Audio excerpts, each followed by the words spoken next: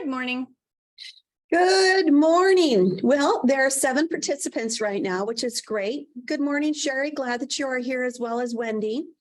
Wendy leads up our, how do I want to say, the federal dollar investment into education in Montana, both in the public and in the non-public sector. And Sherry is working through some school trustee election pieces of legislation for the agency. Nice. And she's going to be on here as well. And Sherry, I may move you up in the agenda. Director Dorrington, I believe, is up in front of a budget committee this morning. And he didn't know if he would have time with us. Hopefully he will. So if he doesn't get here by the time that Sam is completed with our assessment update, then we're just going to move you up to number 4. Okay. Oh, sounds good. We've got about a minute to go. We'll wait until we may have a little bit more following. Had a great breakfast and gathering today with 4-Hers. And Oh, nice. Raise your hand if you were a 4-Her. I Yep. was. All the stuff for the presentations and everything. I don't know if it led me to who I am at this point, but it sure did probably help along the way. At least anything that we can do to recognize our youth and leadership, and especially the guidance by adults, that's fabulous. So that was good. Then I also visited with the Pages, and there are only 3 of them to manage both the House and the Senate. So if you know of anyone who would like to become a Page, we are seeking, not just myself, but government is seeking any help for individuals to come for a full week, which is 5 days. I'll give them a hall pass so that if they're going to school, but I'm sure if they determine to be leaders in this avenue, I'm sure that their schoolwork may not be too much of a challenge with them.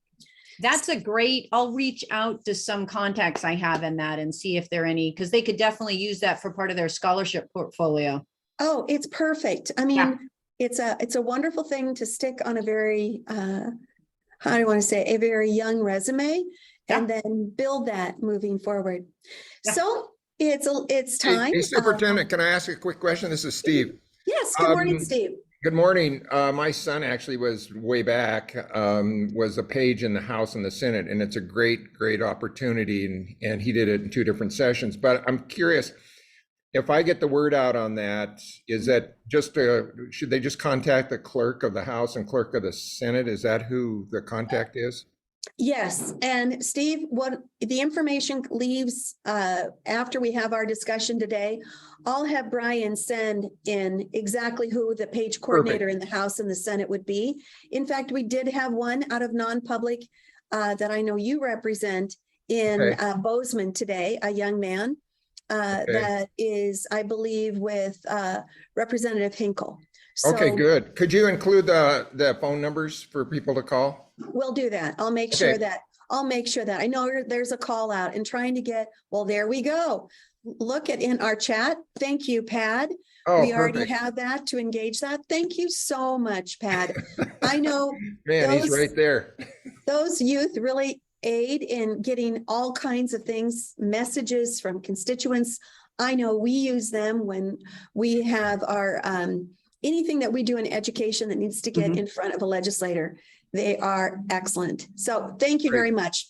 Thank We'll you. go ahead and begin. I know it's a very, very busy day, and we do have quite a robust agenda. Wendy, let's go ahead and begin with you. All right. So we're going to start today with looking at the ESSER and EANS monthly status reports. So just again, as a reminder, we do put those out on our website. They're available for anyone to look at. And the first report that we have here is at a very high level, and it demonstrates the total expenditures and allocation that have been given through the ESSER, so the public school side of the COVID relief funding. And then the second file that we have is at a district level. And as you scroll down, you'll just see each district. So you can actually pull this up. It's just a PDF, and you can pull it up and you can search for a particular district. You can search for a particular grant, the ESSER 1, 2, 3, and you can walk right across it in the columns to be able to determine how much was allocated, how much has been spent, and what the current balance is. So this is a good view to just kind of know where each district is. And again, we do produce it every month. It looks backwards at the month that we just left, so we have a complete month view on this. And then if we show the EANS side of things, the last report here, this is just showing overall, and then it's EANS 1 and 2. So it's broken out between the two spending streams of EANS, the non-public school side, and breaking it out in pretty much the same manner. So those are the two status reports that we have on an ongoing basis on our site. We are continuing to do a significant number of training each month. We have several going on this week. At any point, you can go to our OPI website and see those trainings as well. Any questions? Well, let me just add to this, Wendy, that we also send this to our school leaders. So our schools that receive any of these dollars receive this monthly so that they are kept apprised. And if there's turnover or whatever it might be, we give this to them individually. And then, of course, it's for transparency on our website. Mhm.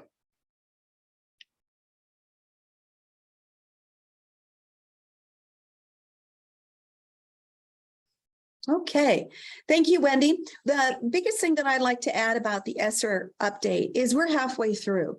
And halfway through means then that the end is nearing. We want to make sure that our schools have all the opportunity to expend the dollars, to liquidate the dollars, so that we can then at the state congratulate them. But also we know that we are meeting monthly with our federal partners because they are also making sure that the fidelity of the dollar is being expended to the allowable uses.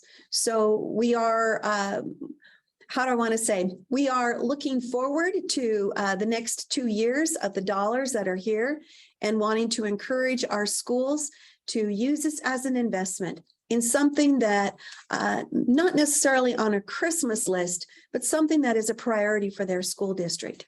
So thank you very much, Wendy. And behind Wendy, we've got a great team as well. Perfect. So let's go ahead, and if there are no questions, let's move into then our MAST update. And I believe, is it yesterday or was it was yesterday that we opened, no, it's today that we are opening our second window of testlets. Thank you. So Chris or Sam?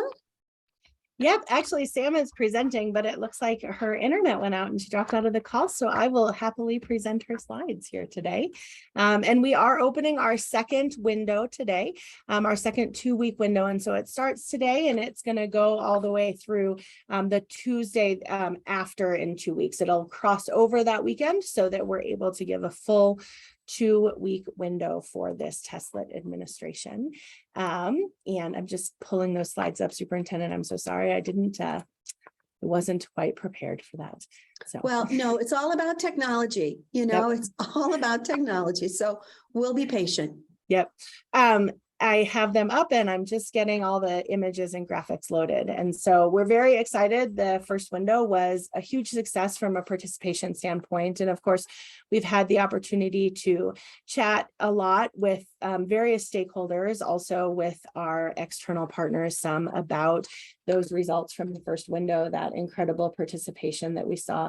And we're really excited as we move into this second window to be able to continue to share this assessment with schools. And so I see that Sam is back. Sam, I have your slides up if I can turn over the microphone to you.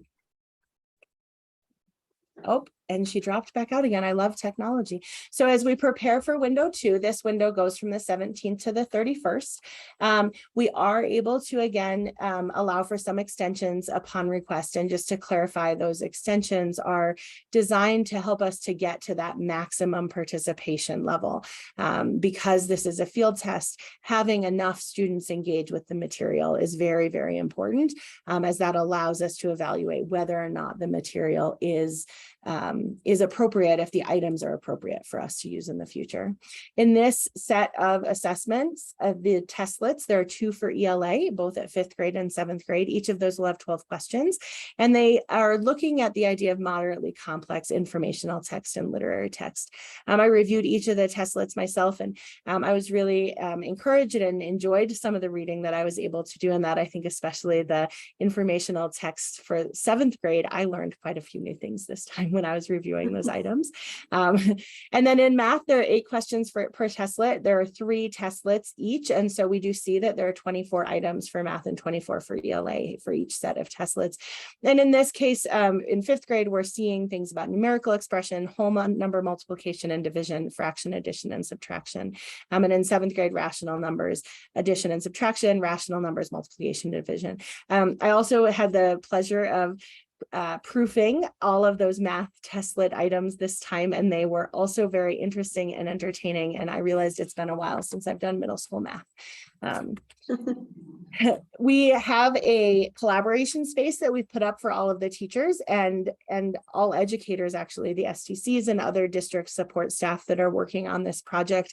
We're using that as a space to ask questions like, what type of support do you need before it opens, during a testing window, after the testing window, or asking teachers to reflect on what their instruction looked like for different content areas so that we're able to better understand the results. We've added over 350, almost 400 educators, administrators, and school leaders into that space, and we look forward to seeing it as a robust and active community this spring. For window 2, we really took the opportunity to collect some data from our participants and make some changes so that we could be responsive. We know that this is a learning opportunity. We're learning together as we engage in this set of testlets in this pilot. We heard that the monitoring was challenging because as teachers scrolled sideways to see how many sections had been complete, they couldn't see the name of the students. And so we had our vendor update the screen so that teachers are better able to manage the testlets during the administration. And we also made some adjustments in terms of how we support districts in the rostering. And in this case, it's not technical adjustments, it's adjustments to help the rosters to work better for the districts. The way in which the assessment functions as a classroom level assessment is a little bit different than the Smarter Balanced, and therefore we needed to provide some deeper thinking about what rostering can and should look like in this setting. We've worked hard at stakeholder engagement as we've launched the beginning of this pilot. We did a feedback session where we were able to collect a lot of administration details. The feedback session was targeted at school leaders, but it also had some teachers in it. We had a 1-hour-long session, and we really encouraged discussion and provided the opportunity to collect some anonymous comments live in session. And you can see we used Padlet as our format for that so that we would be able to see people responding to each other's comments. We were able to see things like a class overview of the scores was not just something that somebody felt strongly enough to write about it, but somebody else felt strongly enough about it to add their support in that anonymous comment. And so we're working through how to be responsive to the feedback that we received. We have sent out score reports. It is actually not typical to provide score reports for pilot level assessments, but because we want these to be instructionally relevant and valuable in that way, we've worked with our vendor to have a limited score report available. And what that means is that every student, the teacher can see whether or not they, based on the existing scoring rubric, would have received full credit for their response. What this does is it allows us to kind of sit in that middle of the road where we're providing reasonable data back, but we're not encouraging teachers to misuse data. And what I mean by that is any one of these 8 items that were in this testlet could be determined to be not appropriate for Montana and removed from our test. Because we have not yet made those decisions, where teachers are accessing the data before we've been able to make those choices. We just are encouraging teachers to use them on a one-on-one basis as they work with students, instead of kind of layering that lack of validity on top of each other and potentially making classroom level decisions based on an item that may not be retained. And so we're very excited about the opportunity we have to partner with our districts in this way and get even deeper understanding of these items through that process. We did a survey on score reports where we're helping to get more information about how teachers are using these score reports, how comfortable they are with them, and then more importantly, how were they how do they think about whether they've instructed the material that is being covered by these assessments, which of course will give us a lot of information about whether these items are valid. So what's next? We have this set of score, this window that's open now will end on the 31st. We then will have score reports released by the 14th of February. We'll have another feedback session directly after that. And then we have those March and April windows that are going to be going on as well. Right now, our team is working on providing supports to schools specific to those March and April windows to help with any overlap and overwhelm around testing windows. Lots of information available on our website, and happy to answer any questions that anybody here today might have. Thank you, Chris. Any questions that we have that might be there, just chime in. Truly a Montana-made assessment program, I believe. I mean, and number one thing is listening to teachers. I think that's one of the things that our group is striving for, is to recognize what tools do you need to be successful? How would you like your reports to look so that they are not just a report, but they are something that can be embedded as a tool to work with the student, and also in the deployment of the math and reading standards. As we have asked the Board of Public Ed to open up those very large teaching and learning standards of math and English language arts, this thing dovetails and fits so perfectly with it. So thank you. Nice job, Chris. And I'm sure Sam is in the wings. And Sam, if you can hear me, I appreciate you. I truly do. We'll Thank let you. her know. We'll let her know we appreciate the deck. being Excellent. ready. And again, this presentation will be sent after we have this discussion as well. So one of the things that I wanted to move on to the agenda for is something different that we had when we had Department of Labor in discussing, where we were with workforce development. So it had made a connection with DEQ, the Department of Environmental Quality. Chris led the governor's housing task force. He is also in a budget hearing at this point, so may not be able to get us during our time that we have together. But if we don't have him at this point, we'll get him for the next time.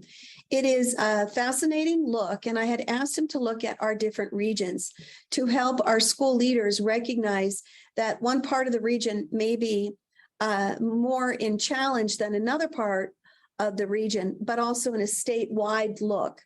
As we want our teachers to have housing, as we want our teachers and our community members, to recognize that they are valued in our community, and also for our families that might be moving or having some mobility within our school districts. I thought it would be a wonderful view to recognize what had happened in that housing task force. So we'll move on then. Proud to announce that I've got Sherry Skur that's going to be part of this. And Sherry, if you want to give a quick introduction. Sure. Thank you. Yes, thank you. My name is Sherry Skur. I'm a retired legislative research analyst. I have worked for the Montana legislature for 30 years, and I primarily staffed the State Administration and Veterans Affairs Interim Committee and the House Standing State Administration Committee. So I've been working a lot on election laws, and so I guess that's the experience that I bring to the table in working with policymakers and stakeholders on the complexities of the statutes on elections. Thank you. So I know you've got a presentation because we've been looking at trustee elections and seeing how, number one, that integrity can continue and can even be more robust, as well as turnout. And in all of this is to elevate and recognize the importance of that elected official at the trustee level. So we've got a couple opportunities, and if you want to go ahead and share your screen, Sherry, of what those opportunities may look like at this point. So I just, okay, is everybody able to see that then? It's just a package of 4 bills that we've been working on. And these are incremental steps towards the goal, as Superintendent Arntzen articulated, It's to elevate school elections so that there is trust in the integrity of the elections, and so that there is greater voter turnout and participation in the school elections. Threshold policy questions and decisions were discussed and made, and we are looking at a package of 4 bills for incremental steps in that direction. The first one is the OPI-1 task force, the OPI-1 bill, a task force. And it would consist of about 12 members. And its job is to develop a specific path forward to have counties administer school elections and then combine those school elections with the statewide general election, which is held every 2 years in the even years. And so there is also the need to determine how best to handle school funding elections in the odd years. So there's some decisions to make about how to move that forward. The policy decision is to combine the school elections to the greatest extent possible with the statewide general in the even years. So the task force membership will be appointed by the superintendent of public instruction. The membership would include 2 legislators and 8 members that are appointed by OPI. That would be 4 county and 4 school officials. We're looking at the county officials being like the county superintendent, who has jobs related to school district boundaries, county finance officers,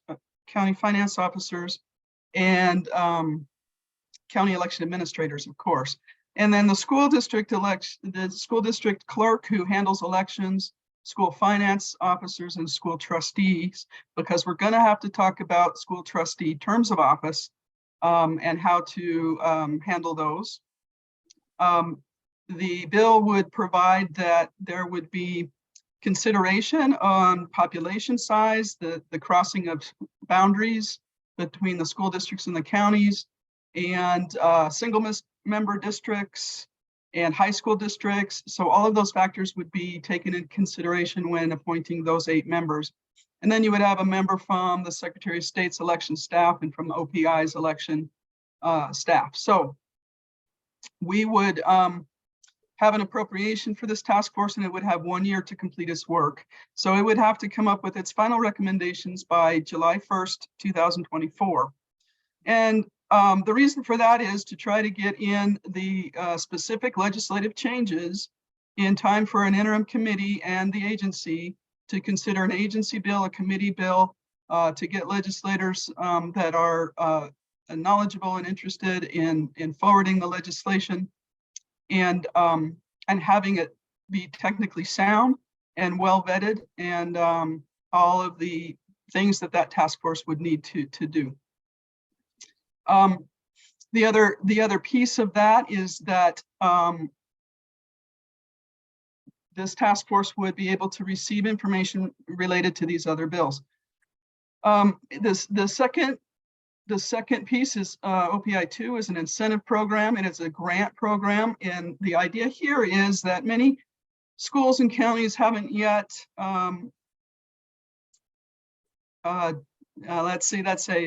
they might have only stuck their toe into administering school elections, but not jumped into the deep end. So we're wanting to encourage counties and school districts to pilot an effort for the May 2024 school elections for counties to administer these elections. It's an optional program for schools and counties to opt into. The costs for that election would be paid by the general fund through a grant to the counties that are administering the school district elections, and school districts would still have the option of requesting it or not requesting it. But if they do this, the school would not have to pay for their election. The county would have the choice of running it as a mail ballot or as a polling place election, and they would be able to then report their experience to the task force and to OPI, to the Secretary of State, to the legislature, to help us gain a better understanding of what it was like for them to run that. And then they would have the options and opportunities for kind of troubleshooting issues and consolidating their information and sharing that. So there's a lot of benefits to getting folks to participate in that. OPI 3 is a school boundary information accuracy program. It is basically to codify a process that is probably currently happening, but not on a formal basis, where the state library assists the county superintendents. By statute, county and superintendents are required to keep the legal description of the school district boundaries and keep it accurate and update it as necessary based on actual survey information. And then, so it would codify a process for these county superintendents to share that information with the state library in its geospatial database and make sure that it's accurate. And the state library assists by having guidelines, and then we would have a review annually so that this information can be scrubbed and updated. And then we're also talking about putting in the bill language similar to what the special districts have now, which is related to having survey data at the beginning as we go, as school district boundaries are, school districts are created. You know, I don't know how many new ones are created or how boundaries change, but the point is we need to have some accurate information in the geospatial database. This is where the Secretary of State gets information for their county election administrators to assist the county. Obviously, this process stays at the local level. It's just a matter of sharing it with the statewide databases. The counties still have the legal obligation and control over the survey information and getting the boundary information accurate. But this will help the election administrators in splitting the ballots when they need to, so that we're clear, voters are clear on which district they're in for voting, especially when they're combined elections. OPI 4 is a miscellaneous general revision bill of school elections. There's odds and ends in this bill that relate to updating current statutes. We're not talking about changing the date of the regular May election in this bill. It addresses timelines for calling an election, for candidate filing, so that there's more time for election administrators to certify and print ballots. We address some things about election judge residency so that they can be just in the county and not necessarily have to live in the school district, because it is difficult to get election judges if it's a polling place election. And a few other items. Timeline changes are incremental and they're not going to be harmonizing with the dates of the statewide general election at this point, but it will assist them certainly for the May 2024 election. So that's the quick rundown on those 4 bills. And I do have working drafts available, and I will provide those to Brian to send out to you. And if anyone has any questions, I'll have my phone number on that. And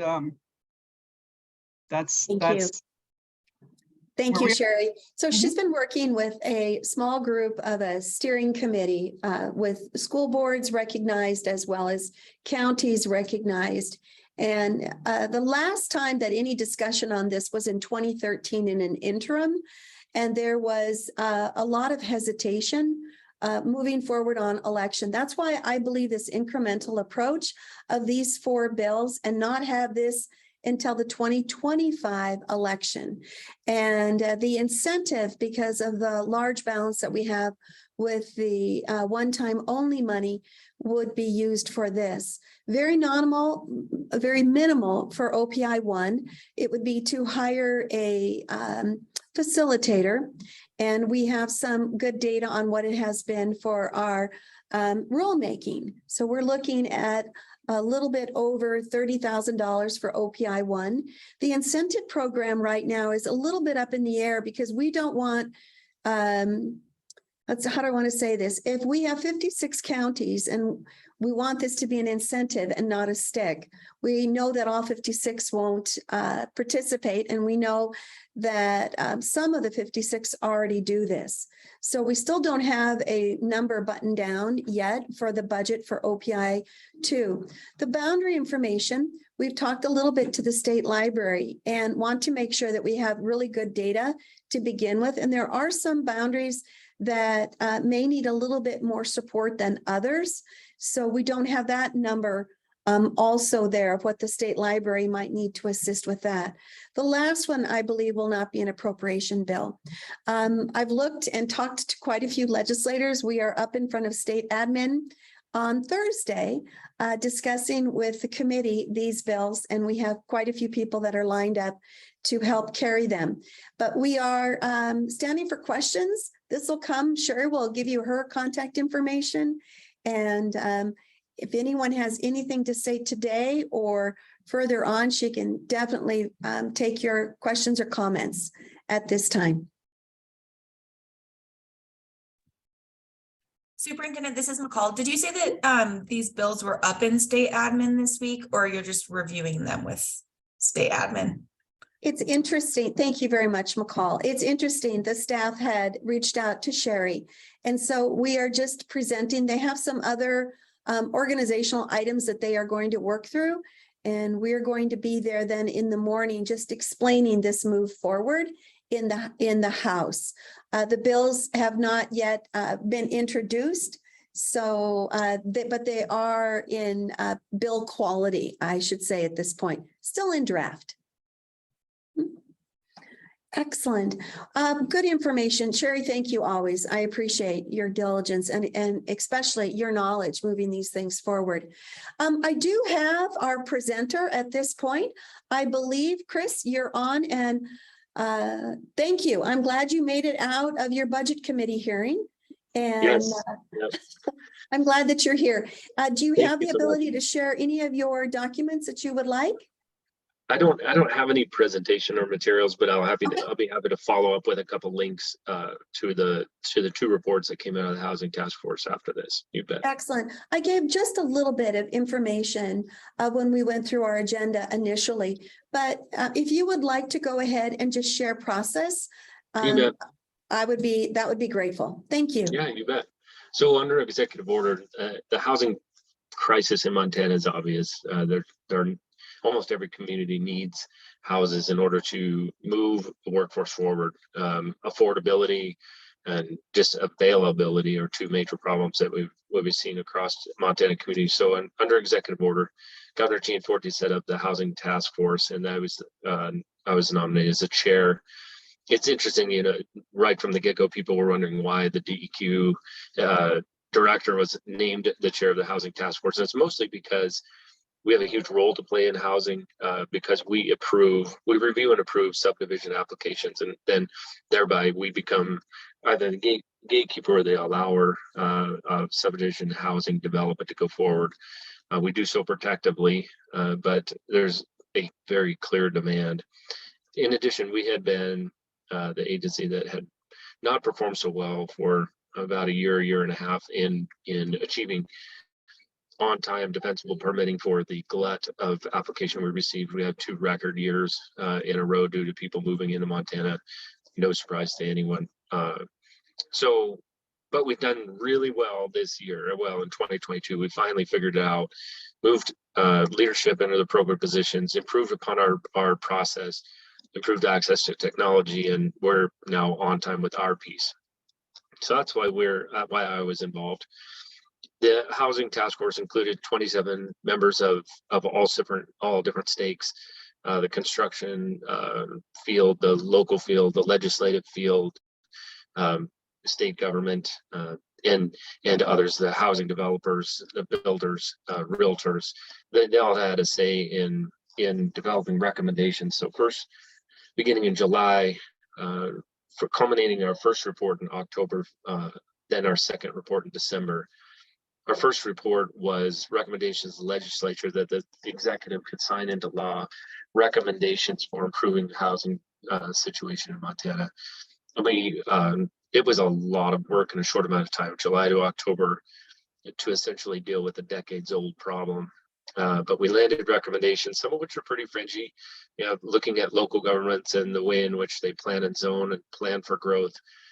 A huge focus on regulatory streamlining between the state and honestly, the feds a little bit, but and local regulatory schemes, it's just hard to get a permit through for a home. And the branches of all of those permits and the regulatory footprint is pretty broad, from safety to aesthetics to growth, sidewalks, free space, all of those things that we appreciate, but also take more time and energy and ultimately money to the cost of a home.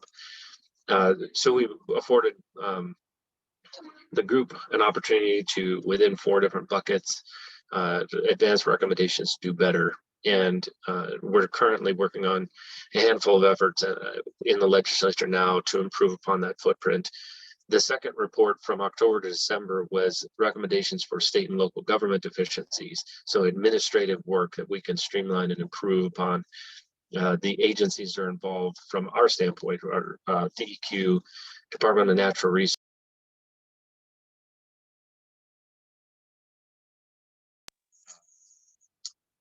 Commerce has housing, DNRC has a bunch of water rights and land, also access to land board, as do you. And then DEQ is a permitter on the Sanitation and Subdivision Act side, Title 75. And so a bunch of more recommendations on streamlining the administrative process that local government, county government, state government can improve upon in order to more effectively get housing on the ground. And supply then hopefully will reduce the cost. That's the macroeconomic view, and a hope that truly we would improve upon the price and availability for those who need it, especially in the workforce. And I know that you had to let me know that teachers need homes too, right? That's the objective, is to get teachers homes and then employed for certain within all your school districts. It's such an important piece for community development and sustaining that education. And I appreciate your efforts tremendously. Thank you, Chris. So the recommendations, you said that to municipalities as well as to the state. And I know we're in a legislative season at this point. So there are pieces of legislation then that are coming from your office or out of the task force that would, how do I want to say, permit more housing, affordable housing, but also not just affordable, but in the creation of wealth. And I don't know if you have any of those House numbers or Senate bill numbers that might possibly this group could be looking at, reviewing, or quite possibly even coming in and supporting in a community fashion. Yeah, you bet. Thank you. So the first one affecting the Platting Act, so Title 76, it's House Bill 211. It's up today from Senator Brewster. Brewster is bringing that one. And I will follow up for your group. I'll keep a running list and keep you posted. That's the first one out of the gate that improves upon some of the local footprint for housing availability, a little bit of streamlining, a little bit of process improvement in a bill. So in the housing subdivision legislative footprint, there's probably a few hundred LCs right now, and hopefully as those make it to a bill and then make it to a crosswalk with the housing task force recommendations, I can keep you posted on bills that'll come as soon as I have visibility. Thank you. The other aspect is, half of our schools, half of our footprint is very rural. And it is challenging, of course, to house a teacher or to even have, how do I want to say, that school be recognized except on a very large, long bus route. So I'm sure that the task force that you led had to deal with the reality of Montana and the uniqueness of it. The federal government in education recognizes us as frontier. So Yep. Are there opportunities that have come out of that to aid our very rural frontier schools and communities? I think so. One of the largest problems of very visible are the urban areas, and what I kept a consistent voice in the thread. We had some county commissioner that was also consistent in saying the urban problems aren't the rural problems, but don't forget that rural communities need homes and really up to date and safe available homes, not and some of the antiquated or dilapidated homes that are currently uninhabitable or really not preferred. So Montana rural communities were represented pretty well, where talking to Senator Lang, for example, Malta has an influx of maybe or transition of 2 to 5 families a year. It's very relevant and very pertinent that Malta has homes that they can offer new or transitioning families so that they can impact that community well and sustain that impact. So I think the recommendations on streamlining and growth were really making sense, so that even Malta can benefit from, do we need new homes? Do we need new homes there? What is the permitting or process both at the local level, or do we have a process that's clear and outlined so a builder can come in and understand what the local footprint is, then understand what the state footprint is? Do we have tied infrastructure is a big deal. One of the key incentives is infill. So using existing infrastructure, expanding existing infrastructure. And what's not lost on us was the impact of that recommendation. So when we say let's increase density, that also puts a weight on you and your infrastructure, your teachers, your schools, your bus routes. If we incentivize higher density, we need to be aware of the direct and indirect impact of those recommendations. So it's not lost on us that even in rural communities where you say, yes, let's get 5 more families there in good homes, that could impact that school and that bus route pretty heavily. Definitely. Well, I very much appreciate you spending time with us. Is there anyone that might like to ask a question of the director? And also we'll include his information. So if you'd like to do this offline, I'm sure that Chris would be more than happy to have that More than communication. happy. Yes. Absolutely. Thank you. Well, thank you very much. I know it's a busy season, right? And it's going to be a very good year. Thank you for your leadership. Appreciate you. Bet. Thank you, Director. So much. Excellent. Thank you. Any other questions you might have of us? I do want to say thank you, McCall, and of course, thank you to the board. There were some great things that were championed the last week when we had the Board of Public Ed meeting. Want to say thank you very much for Chapter 55, the workings of Chapter 58, as well as being recognized, and that we together are moving forward. We have a lot of work to do with a student assessment. And I do believe I have post-secondary on. Scott, I know I don't want to necessarily call you out, but you do represent post-secondary. I believe you're here. Maybe you're not. Angela, I see that you might be here as well. Excellent. One of the things that I don't want to ever forget is that this is not just an elementary test or a K-8 test. We want to make sure that, with your partnership and the longevity that we have done in recognizing high school and that high school assessment, we want to make sure that we have a great opening with that. So we have to begin that dialogue. What does it mean to assess our students pre-college or pre-graduation? And I know that we have worked in that world with the ACT, want to recognize that might be coming to a close soon in that partnership, but it's always what's next. So I didn't want to necessarily call you out, but that partnership and assessment of student success is so important. Madam Superintendent, thank you so much for having us. It is always great to see you, and I've enjoyed this meeting. Thanks to Chris earlier for the great conversation regarding assessment. The ACT partnership has been an important one, I think, for your office, and definitely an important one for our office. And we continue to figure out how best we can support more students based on that one assessment and the data that we get from it. We do have this spring assessment and then next spring as well under this current Gear Up grant. And we will certainly be in touch with you folks as to what that next application might look like and as to whether or not we believe collectively it would be in the best interest of all of us to continue with that ACT effort as we go forward. We think it's really created a strong collaboration between our two agencies, and we're very thankful for that. And maybe there's another opportunity for us to consider in this new grant. Excuse me. And maybe over the course of the next 18 months, we can figure out perhaps what that new opportunity might look like.